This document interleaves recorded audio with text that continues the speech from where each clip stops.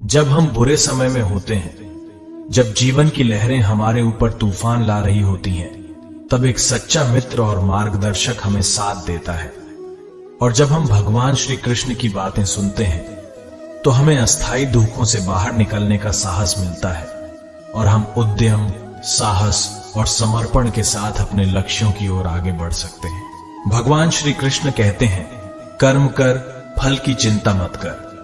श्री कृष्ण हमें समझाते हैं कि हमें अपने कर्तव्यों को निर्विघ्नता से पूरा करना चाहिए और फल की चिंता छोड़नी चाहिए। जब हम सिर्फ अपने कर्तव्यों पर ध्यान केंद्रित करते हैं तो हम आत्मविश्वास बढ़ाते हैं और सफलता की ओर अग्रसर होते हैं। जो भी होता है अच्छे के लिए होता है। श्री कृष्ण कहते हैं कि हमें अपने अनुभवों से सीखना चाहिए और प्रतिस्पर्धा या कठिनाइयों को एक मौका मानना चाहिए। यदि हम निरंतर सीखते रहें और समस्याओं को संघर्ष नहीं बल्कि एक अवसर माने तो हम अवश्य ही अपने लक्ष्यों को प्राप्त करेंगे। जब जीवन थक जाए तब आराम मत करो, आराम से ज्यादा कर्म करो। यह महान संदेश हमें याद दिलाता है कि जीवन की मुश्किलों में बेहतरीन तरीके से समर्पित रहना हमें सफलता की ओर ले जाता है। जब हम थक जाएं तो बिना रुके आगे बढ़ने की क्षमता होनी चाहिए। अगर हम अपने कर्म में समर्पित हैं तो वास्तविक उज्ज्वलता की प्राप्ति संभव होगी।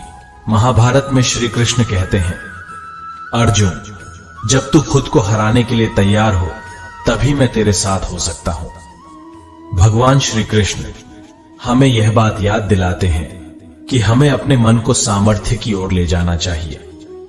जब हम खुद को हराने के लिए तैयार होते हैं और आत्मनिर्भर बनते हैं तो भगवान हमारे साथ होते हैं और हमें शक्ति और साहस प्रदान करते हैं। श्री कृष्ण कहते हैं, जीवन एक संघर्ष है, इसे एक लड़ाई की तरह देखो और अग्रसर रहो। भगवान कृष्ण हमें सिखाते हैं कि जीवन एक चुनौतीपूर्ण सफर है और हमें उसे हमेशा आगे बढ़ने के लिए तैयार रहना चाहिए। हमें अपनी सीमाओं को पार करने की और अपने लक्ष्यों की प्राप्ति की ओर अग्रसर रहने की दृढ़ता रखनी चाहिए।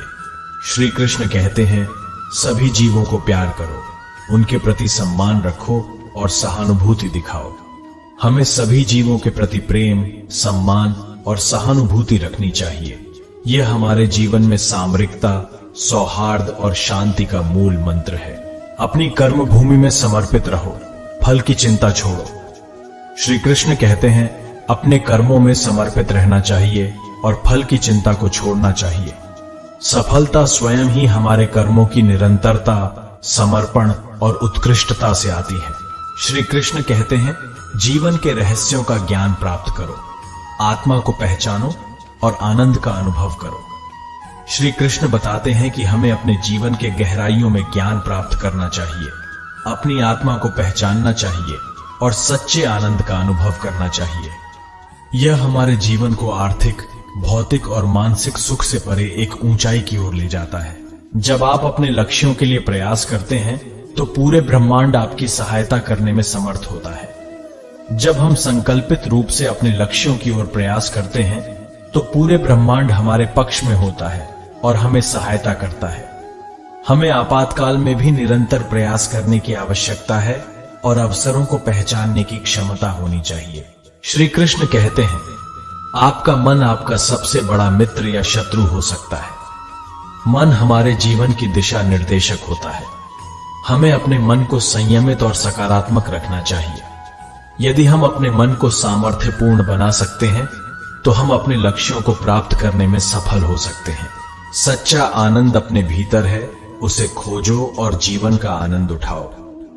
सच्चा आनंद हमारी आत्मा में निहित है।